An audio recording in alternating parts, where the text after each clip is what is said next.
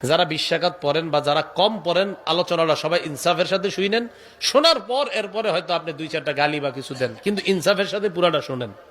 কারণ আপনি যদি এখন থেকে এই নিয়ত করে দেন আপনি কইলি কি না কইলে কি আমি আমারটা চলবো, এরকম না। আপনি পুরা আলোচনাটা ইনসাফের সাথে শোনেন, শোনার পর বাস্তবতা জানেন। আমি বাস্তবতা খালি বলবো, বর্ণনাগুলা বলবো, এরপরে আপনি কি করবেন সেটা অন্য বিষয়, কিন্তু ইনসাফের সাথে পুরো আলোচনাটা শোনেন। আপনাদেরকে যেন কেউ রমজান আসলে বারবার বিভ্রান্ত, এই বিভ্রান্তিতে আপনারা আর পড়েন না। অনেক 20 রাকাত যারা পড়ে এরাও খালি বারবার কয় হুজুর ঝামেলা আছে, ওমকে এই জ্বালায় ওই জ্বালায়। এই পুরো আলোচনাটা শোনেন, আর কেউ জ্বালাবে না। উনি কয় তারাবি 20 রাকাত, উনি কি কয় 20 রাকাত। আরেকজন কয় 16 রাকাত, আরেকজন কয় 12 রাকাত, আমি কই মনে করেন 8 রাকাত, আরেকজন কয় 4 রাকাত, আরেকজন কয় না পড়লেও চলবে। কথার কথা আর কি। তাহলে এটার নাম মতভেদ। বলেন এটার নাম কি? মতভেদ। তো এই যে মতভেদ হওয়াটা, মতভেদ যে হবে, এটা কার কথা? হ্যাঁ, মতভেদের একটা সলিউশন দরকার আছে কিনা? এই হাদিসের মধ্যেই নবীজি মতভেদের সমাধান দিয়ে দিয়েছেন। সুবহানাল্লাহ। বলেন তো মতভেদ হবে এটা কে বলছেন? আর মতভেদের সমাধানও কে দিয়ে দিয়েছেন? নবীজি।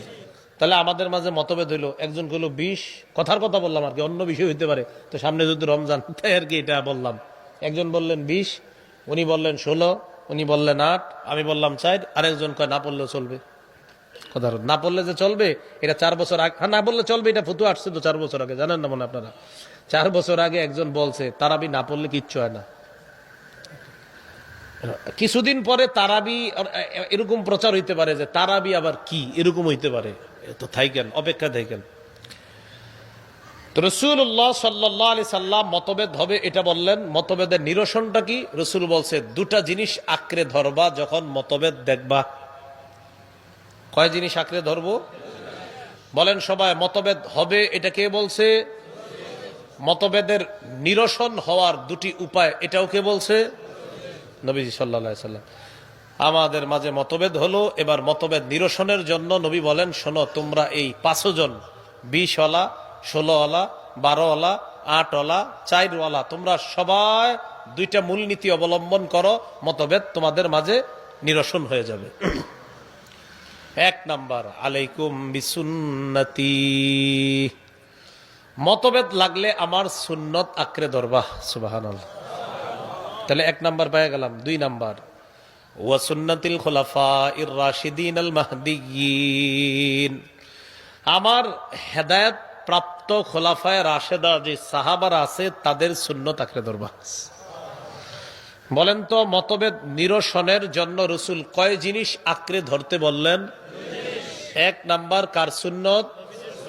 2 নাম্বার সাহাবাদের সুন্নত। 1 নাম্বার কার সুন্নত? 2 নাম্বার। তাহলে এবার সবাই বলেন মতভেদ হবে এটাও বলছে নবী, নিরসনের উপায় কয়টা বলছেন? 1 নাম্বার কার সুন্নত, 2 নাম্বার সাহাবা। আচ্ছা, আমগো মাঝে মতভেদ লেগে গেল, এখন আমরা 5 জন কি করব? সুন্নত ধরি নবীর, দেখি নবীর সুন্নতে কি আছে, খুব মন দিয়ে বুঝেন। এখন আমরা নবীর সুন্নতে তারাবি খোঁজা শুরু করলাম। শুরু কইরা সহিহ বুখারীর 1129 নাম্বার হাদিসে কি পাই দেখি। এই হাদিসের বর্ণনাকারী আম্মা জান আয়েশা সিদ্দিকা রাদিয়াল্লাহু তাআলা, মন দিয়ে শুনেন, তাহলে রমজানে আর ঝগড়া করা লাগবে না, ফেসবুকে সারা রাত জায়গা থাকা লাগবে না। আম্মা জান আয়েশা সিদ্দিকা রাদিয়াল্লাহু তাআলা আনহা বলেন, সাল্লা রাসূলুল্লাহি সাল্লাল্লাহু আলাইহি ওয়াসাল্লাম যাতা লাইলা, এক রাতে রাসূল সাল্লাল্লাহু আলাইহি সাল্লাম নামাজে দাঁড়াইলেন। তারাবি নামাজ। তারাবি কোত্থেকে অনুবাদ? হাদিসের শেষে আছে এটা রমজান মাসে, এই রমজান থেকে বোঝা যায় তারাবি। তো রমজান মাসে রাতের বেলা তারাবির নামাজে দাঁড়াইলেন। ফাসাল্লা বিসলাতিহি নাস, নবীজির পিছনে একদল সাহাবা নবীর ইমামতিতে তারাবি নামাজ আদায় করছে। কয়দিন হইল? কয়দিন? একদিন। তাহলে আমরা বুখারীর 1129 নাম্বার হাদিসে পাইলাম নবীজি একদিন সাহাবাদেরকে তারাবি পড়াইলেন। সুম্মা সাল্লা মিনাল কাবিলা, পরের রাতে আবার আল্লাহ রসুল তারাবি পড়াইলেন। ফাকাসুরান নাস, পরের রাতে সাহাবাদের জামাতে উপস্থিতির সংখ্যা আগের দিনের চাইতে আরো বেড়ে যায়। কয়দিন হইল? কয় রাকাত? খালি পাইছি সাহাবাদেরকে তারাবি পড়াইছি, তাহলে আমগো ঝগড়া নিরসন হচ্ছে না, খালি তারাবি পাইছি সুন্নতে। তাহলে আমাদের যে 5 জনের ঝগড়া 20, 16, 12, 8, 4, তা আমরা এই সবাই ঝগড়া করতেছি, রসুলের সুন্নতের মধ্যে আমরা তারাবি পেয়ে গেছি, আলহামদুলিল্লাহ। তাহলে নবীর সুন্নত আঁকড়ে ধরে পাইলাম তারাবি, কিন্তু রাকাত পাই নাই এখনো।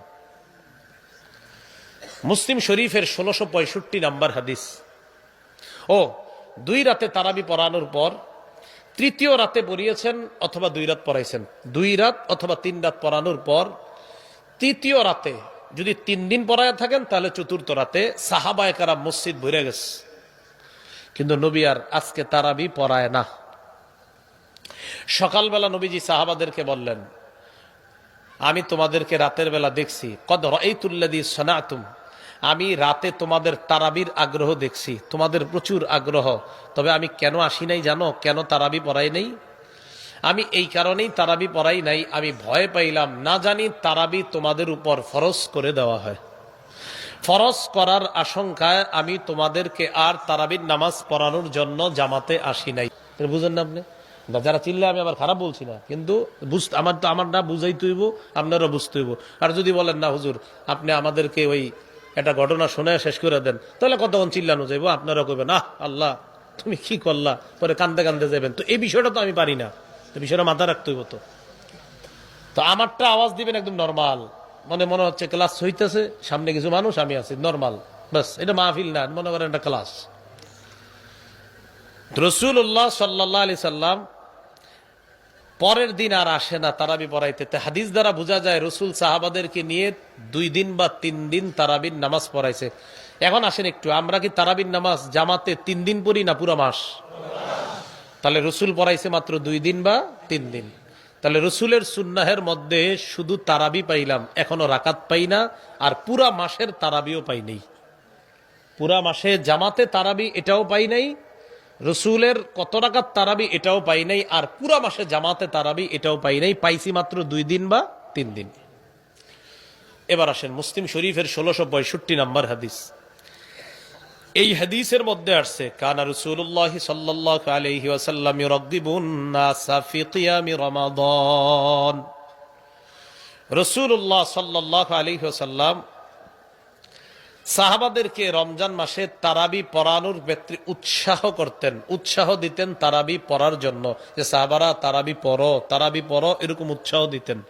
আর বলতেন, মান কামা রমাদান ঈমানান ওয়া ইহতিসাবান গুফিরা লাহু মা তাকদ্দামা মিন যামবি, যে ব্যক্তি ঈমানের সাথে এবং সওয়াবের আশায় রাতের বেলা তারাবির নামাজ আদায় করে, তার আগের গুনাহগুলো মাফ করে দেওয়া।